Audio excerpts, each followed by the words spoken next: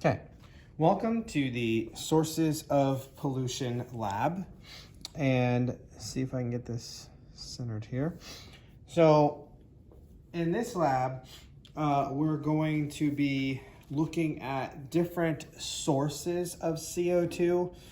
Some of them are just, common things, but really looking at how does the CO2 that comes out of people's mouths to the CO2 that's in the atmosphere to the CO2 that you might get in a very reactive chemical reaction to also the exhaust that would come out of cars, just to show you just how much CO2 in these reactions. Mainly, I think we're going to look at today just CO2. So to measure the differences of carbon dioxide in different reactions, what we have here, and I already have this set up. So again, unfortunately, we can't do this lab. This is another one that's really fun. We get it out, we measure the exhaust of you guys' cars. I had gotten socks, white socks, so you guys can measure particulate matter that comes out of the socks, but since we can't do that, it's unfortunate. So, and we can go over all this stuff when we come back, but for the sake of your lab, this is all we can really do. So what we have here, if you're looking at the lab, this is the lab in your notes packet.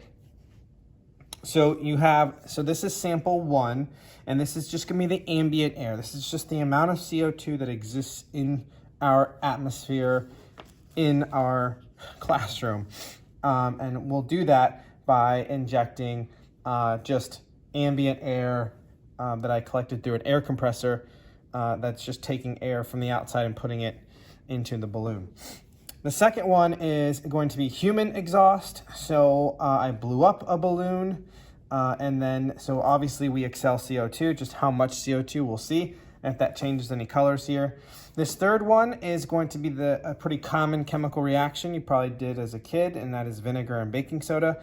When you mix vinegar with baking soda, you get carbon dioxide gas produced, and so we'll see how much carbon dioxide. So right here is the vinegar, but behind it is the same as these other three, and we'll bring that forward once we see how much CO2 we collected. And the last one is going to be through car exhaust. So what we do, let's look at the first one. The first one is going to be, this is one that was collected from ambient air. All I did was take a hand pump and pump air into the balloon. I have a twist tie here that is holding it together, and what I'm gonna do is take this pipette, looks like its head got chopped off, and I'm gonna wrap the balloon around there. So when we let the air out, it'll go directly into the Erlenmeyer flask here. So just so you know, just like the last lab, we have bromothymol blue, which is in here as a pH indicator. We can't really get pH meters in here to actually test the pH. So for this lab, instead of being more exact in the pH, we're going to look at more of the color change and just the relative color change. This will act as our control. Since this is the ambient air, this is the CO2 that just automatically exists in the atmosphere. This first one is going to act as our control. You're not likely going to see any change between any of these. From any of these, because it's just the air that exists in the atmosphere. So what I'm going to do is slowly let out the air in this balloon. You'll see it bubble as the air comes out.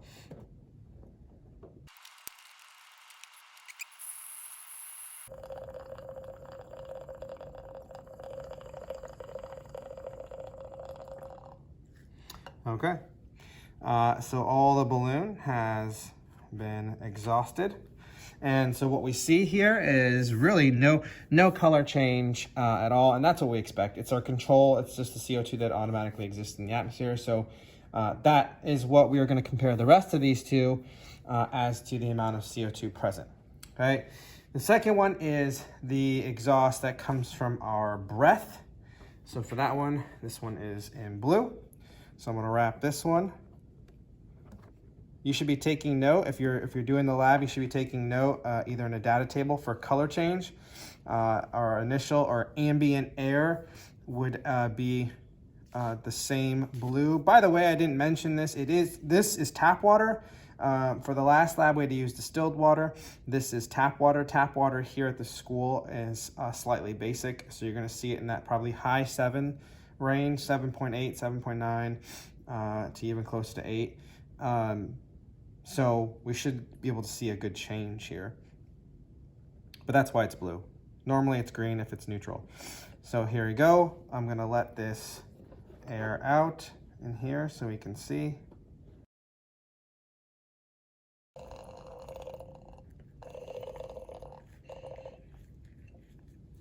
Also, what I forgot to mention, all these balloons are of the same size, so the same amount of air is coming out. And so automatically right away, we can see here that this is our control. We do have a slightly green water, which means it has gone more neutral. Remember, we're not actually looking at the actual pH, but more so the change.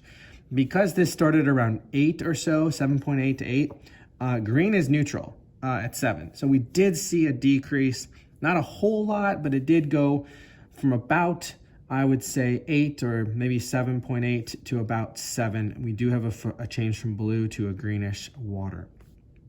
Okay, so you want to take note in a data table or some way to note those changes. The third one is going to actually occur on the back side, which you can't really see. Well, here, let's pull this forward.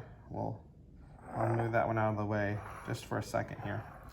And so for this one, I'm actually going to take the baking soda and I'm going to put some in here, not a lot, a little bit in there, and then I'm going to add the stopper. Now the stopper is going to restrict it so that the gas goes through the tubing and the gas goes directly into our third sample, which is the chemical reaction of baking soda and vinegar. So get a little bit of this in here. I'll do it sort of on the back side so you can see. So here this is, take this off. Just about a thumbnail amount here.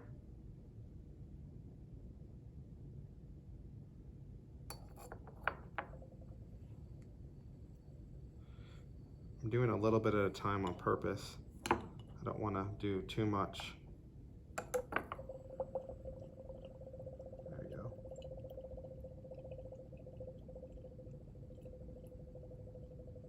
When all that vinegar, same 50 milliliters of vinegar changed over. And so good. Got a good change there. So now let's put all 3 up there. So let's take this out of the picture. Right here. And now here they are in order. And so now you see this is actually going to more of a yellowish green. So now we're dipping below 7 and into the 6 range.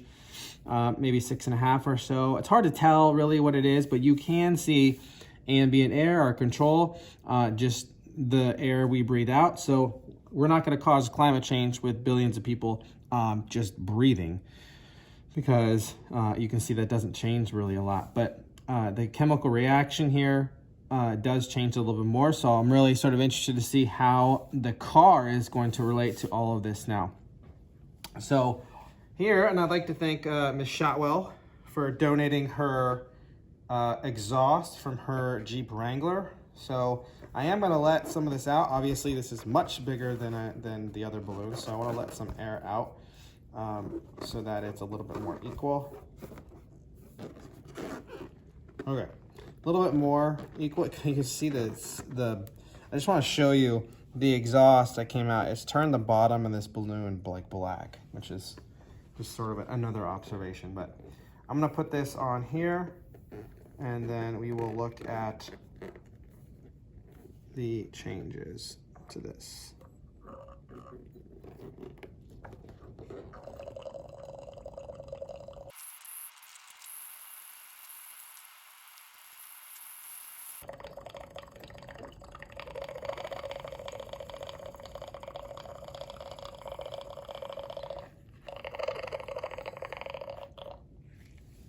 Okay, car exhaust has been put in there, and so you can see it does not produce as much CO2 as our reaction here. Baking soda and vinegar produce straight CO2. 100% CO2 gets produced in that reaction, which is why you're going to see this a little bit more yellowish than the other two. This is CO2 coming from our lungs.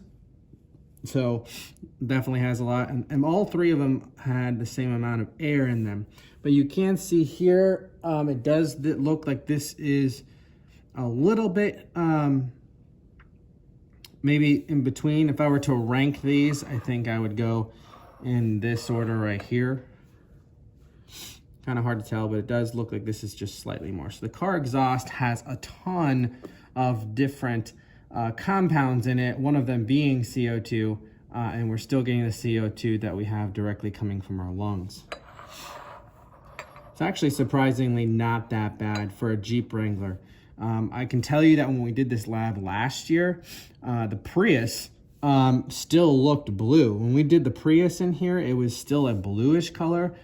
And then we did cars like a Toyota Camry, and then someone had an older car, like a early 2000s car, and it looked more like this or even more like this between these two colors. So you do get varying amounts depending on the type of car. The Prius was more so on this. The amount of emissions that come from a Prius was much less, whereas from an older car, a Jeep, surprisingly, a Jeep Wrangler, it's not actually that bad. I have seen worse. We've done this several times in years past, and I've seen cars definitely worse than that. So it's actually not that bad.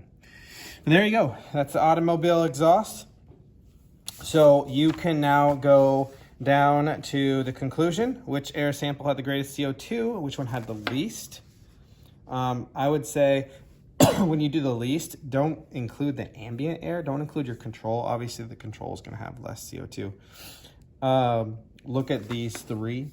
So this is your exhaust from your lungs. This is the one from the reaction. This one definitely changed the most, being that it's yellow. I mean, that's acidic.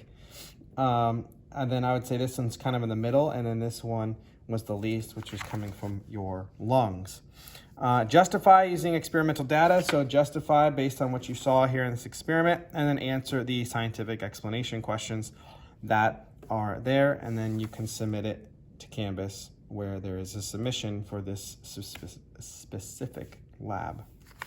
All right, let me know if you have any questions. Remember, you can always reach me live on Google Chat during your class time. If you're in Block 1, I'll be available on black days from 8:40 to 10:10 on Google Live.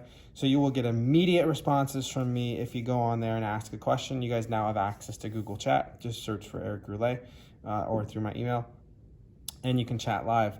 If you're in Block 6, then it is 11:54 to 1:33 is your actual class time. So you can check in and talk to me at any of those times. By the way, if you're in Block 1 or 6 and either one of those times works for you and you need a question answered now, maybe it's a gold day and you're in a black day class, but you're doing the lab, you can come in any of those times. I have AP Environmental Science. So if you want to come in any gold day from 11:54 to 1:33, even if you're black or gold, doesn't matter. And if you want to come in on a black day, go on there from 8:40 to 10:10. And if you're black or gold, it doesn't matter. I will be available during those times on black and gold days. So, thanks.